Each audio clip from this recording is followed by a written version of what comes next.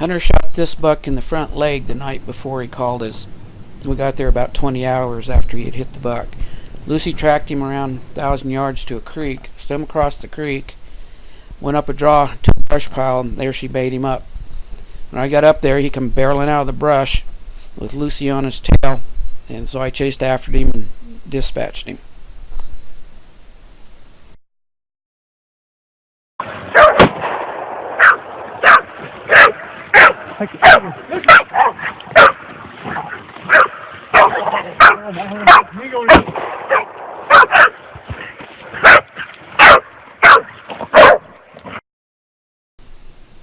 Lucy's best streak so far has been 17 deer in a row recovered / put on the tailgate. Of those 17, 13 had to be tracked, chased, bayed, and dispatched.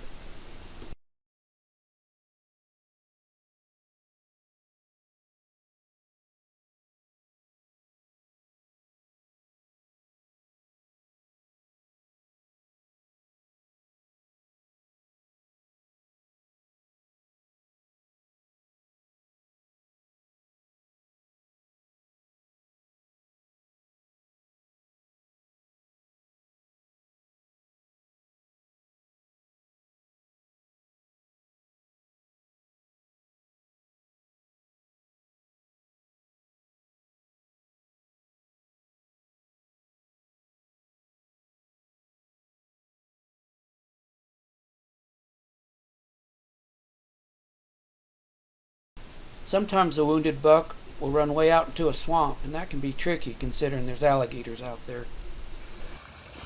We coming, boy. How deep in that swamp was he? This deep. How deep? Oh my gosh! I went up to my chin.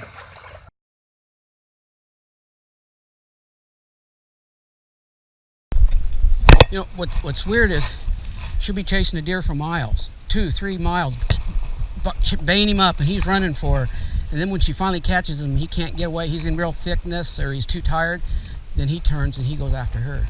And I've seen him chase her 30 yards, put their horns down, chase her well. And what she does, she runs in front of the deer, and when she gets going pretty good, and she whips around real fast, and comes in like this, and comes up behind him. And there's, and he'll turn around, and then he'll chase her again, and she'll come up behind him, and she keeps doing that. When he gets tired, you know how you tell? His tail goes straight up in the air. The buck, straight up in the air, and he'll stand there and growl at it. They growl just like a dog. You'll hear him in there, shaking their horns at him. But when he's too tired to fight anymore, his tail goes straight in the air. Then you know he's done. And then you can wait for her to be out of the way and pop him, or shoot him with an arrow again.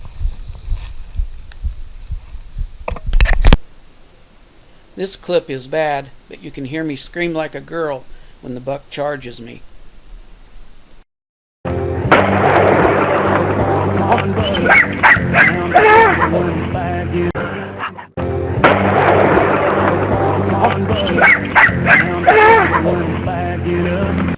This buck Lucy bait up on an island. We shot him, and he took about 3 jumps into the lake, started swimming, and sank. We didn't recover him this day. About a week later, though, he washed up on the shore.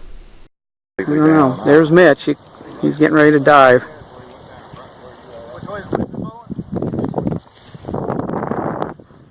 There he goes. He just dove. Nope, he's back.